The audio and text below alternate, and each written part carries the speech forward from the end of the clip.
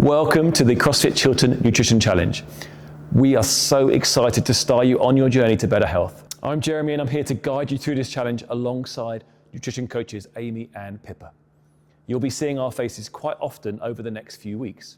Every week there will be new videos with nutrition tips, mindfulness tips and recipes. There's loads of awesome information for you in this challenge. Before we start, I want to give you some actionable things to help to set you up for success. At CrossFit Chiltern, we believe nutrition shouldn't be complicated, and that's why we focus on a simple habit-based approach. This year, ditch the all or nothing mentality. Don't try to change everything at once. That leads to being overwhelmed and going back to old habits. During this challenge, I want you to focus on one thing, be consistent with that one thing, nail it, and then add the next thing. Now let's talk about how to prepare for the challenge. The first thing is to start planning for your success. One of our favorite strategies is the kitchen cleanup. There are probably things in your kitchen that you don't even know are there. Get those things out and put in some healthy options. And here are a few tips for doing a kitchen cleanup. First, take out and throw away all the expired things. You might not even realize how many things we hold on to that are out of date. So check those labels on your food products and toss those that are expired. Second, start looking at nutrition facts labels on your food products. You'll be surprised that many products labeled as healthy are loaded with sugar and salt. I'll go into how to read nutrition facts label in a bit, but for now, take a few minutes to look at the foods you have. How much sugar is in them? If they are loaded with sugar, it's time to get rid of them and stock up on healthy whole foods. The next thing is to make sure you're putting those whole foods at eye level. You want to see those healthier options first and foremost every time you open your kitchen cupboards. That way, you are more likely to reach for them instead of processed food. Now let's talk about why this is important. The food industry is a multi-billion-pound-a-year industry.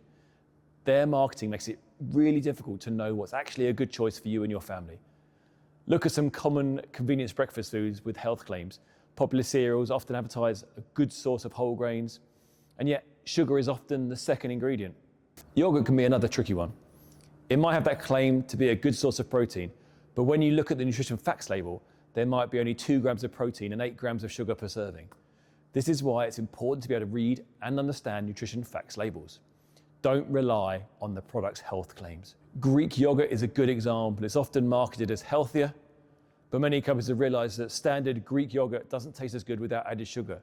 So you'll see loads of awesome Greek style yogurts that are loaded with sugar. We really need to understand how to read a nutrition facts label. So let's get into it.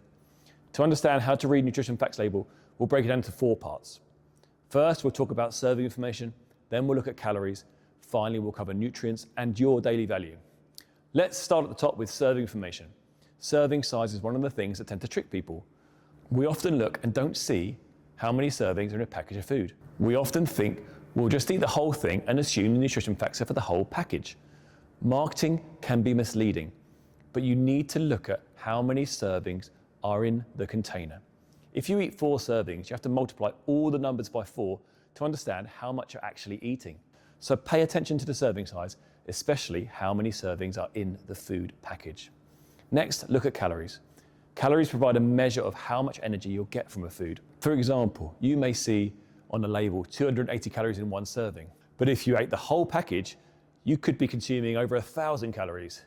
You need to understand this and remember that not all calories are created equal. Now, for the nutrients. This is my favorite part because it tells us the macros, the nutrients that provide calories, and the micronutrients, the nutrients that provide vitamins and minerals.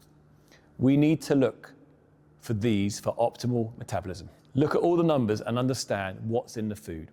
Most processed foods are high in fat and carbohydrates, but lack protein. Definitely something to think about when we are looking at nutrients. We also need to think about the nutrients we want to eat more of and those we want to limit. Some nutrients to eat more of are dietary fiber, vitamin D, calcium, iron, and potassium. Added sugars were recently added to nutrition facts labels. A question that I often get is, what is the difference between added sugars and naturally occurring sugars? On your labels, you'll see a total sugar amount. That's the sugar in the product, including added sugar. Added sugars are any sugars added during processing.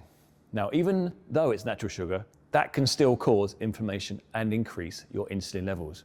So just because it says natural sugar doesn't mean you can have as much as you want. The last section of the nutrition facts label is the % daily value.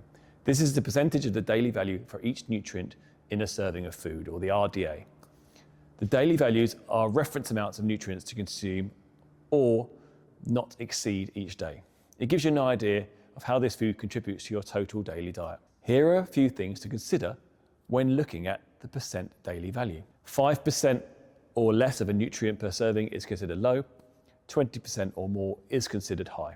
Choose foods higher in the percentage daily value, or the RDA, for dietary fiber, vitamin D, calcium, iron and potassium.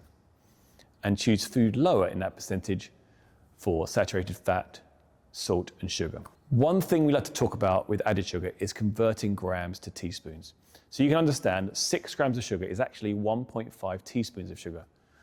4 grams equals 1 teaspoon. That's important to think about. You'd be surprised how much sugar you consume throughout the day if you add it all up. So, preparing for the nutrition challenge. Do a kitchen clean out. Remove expired foods. Learn to read your nutrition facts labels. Don't rely on those marketing health claims, and make whole foods a priority in your kitchen. Thanks for watching. If you'd like to visit CrossFitChiltern.com before your challenge, you can try out a few of our healthy recipes. Myself, Amy and Pippa are excited to help you on your journey, and we can't wait to see your transformation. This is just the start of your journey. Optimal health takes practice and time. So set yourself up with these foundational habits and use your nutrition coach to help you. Thanks for trusting us to help you on your journey.